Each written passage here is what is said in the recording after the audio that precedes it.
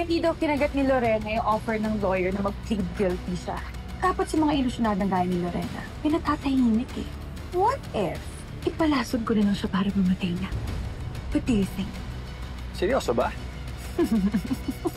You ruined everything!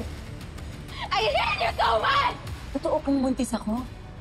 Pregnancy test kits are 99% accurate. Ikaw ba talagang pumatay kay Joy? Kasi yan ang tanong na nilalamon ako araw-araw. At kung ikaw nga si Carol, hindi lang asawa ko ang pinatay mo. Pati ako. Hindi nga mo pumatay kay John.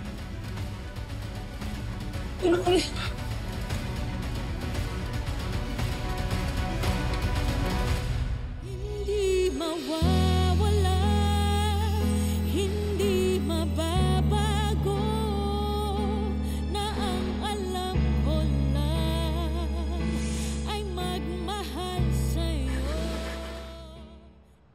Ba't ka nagbubok ng hair?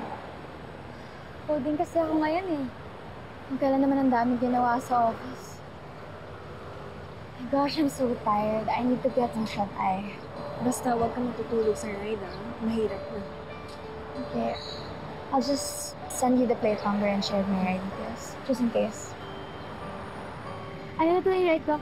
Bye-bye. See you, ah. And don't sleep. Update mo ako.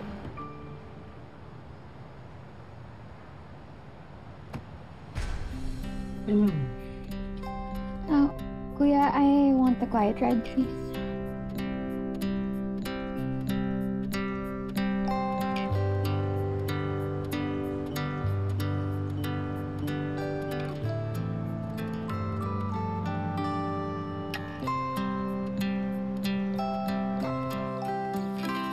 Distracted siya.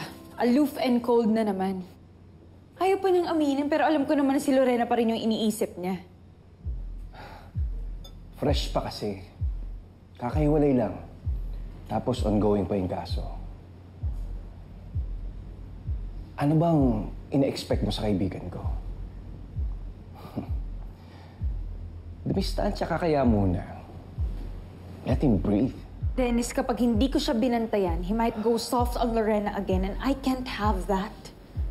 Gusto mo ba magkabalikan na naman sila? Makakayanan mo ba makawala yung babaeng pumatay kay Joy at may kasalanan sa batas? Ronnie, nakakulong na yung tao. Hindi na siya makakalaya sa batas. Whether magbago man ang isip sa kanya ni Wilfred or hindi. You're too paranoid. Hindi mo pwedeng bantayan ng lalaki 24/7. Hindi to paranoia, Dennis. Kilala naman natin si Wilfred, madali siyang madala, lalo na kapag nagpaawa si Lorena. Kapag hindi natin siya inalalayan. Baka siya pa mismo yung tumistigo pabor kay Carol. Kung sakaling gawin man niya yun, sa tingin mo ba mapapawalang sala yang si Astor? Ha? I don't think so. Ipit na siya sa kaso. The evidence is airtight. So, relax. Hindi na yan makakalusot. Kampihan man yan ni Wilfred or hindi.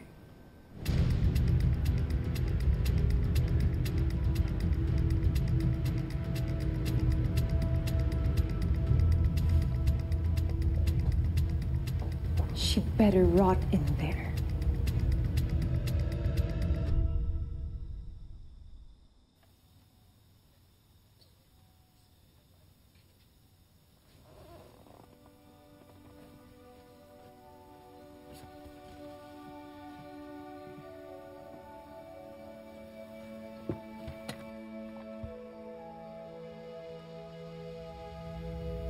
Manong?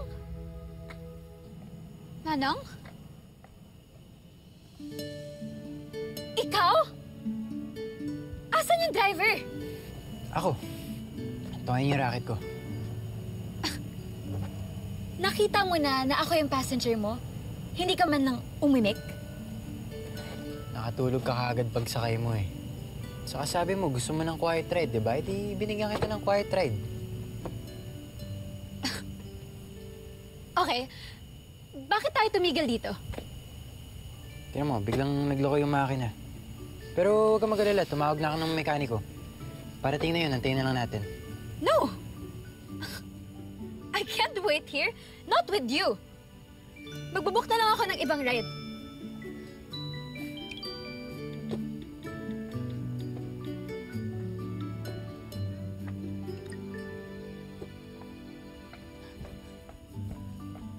Amber! Amber, saan ka pa pupunta? Magbubook ako ng cab. Amber, delikado na dito! Ano, baka may manya ka pang makasalubong, uy!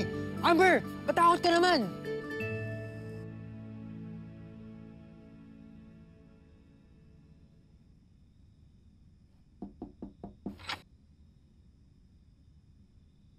Sir?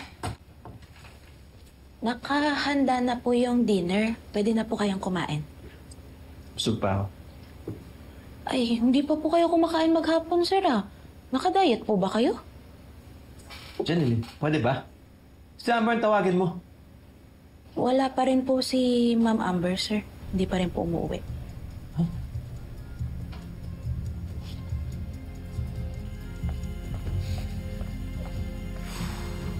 What time ba darating yung mekaniko?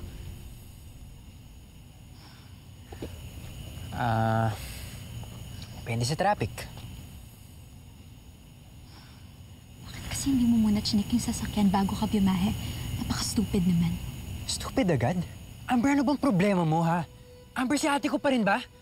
Hanggang ngayon ba siya pa rin yung issue mo? She will always be the issue, Tristan. Amber, nakakulong na yung ate ko ngayon. Ano pa bang gusto mo? Ano gusto mo, ma-death penalty pa siya, ha? Ano pa bang kulang para matigil ka na sa kakasumbat sa akin? Ano, gusto mo, sampalin mo na ako? Saktan mo ako, bubugay mo ako, sige! Saktan mo ako, ano? Ano? Let me go! Nakakapagod na yung ganito eh. Umalis ka at bumalik, ganyan pa rin yung galit mo. Hindi ko na alam kung anong gagawin ko sa'yo eh.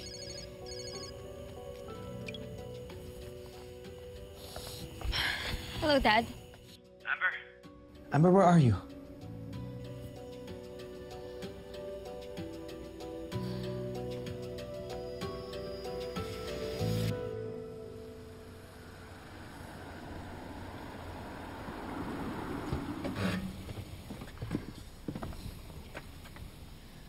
Amber.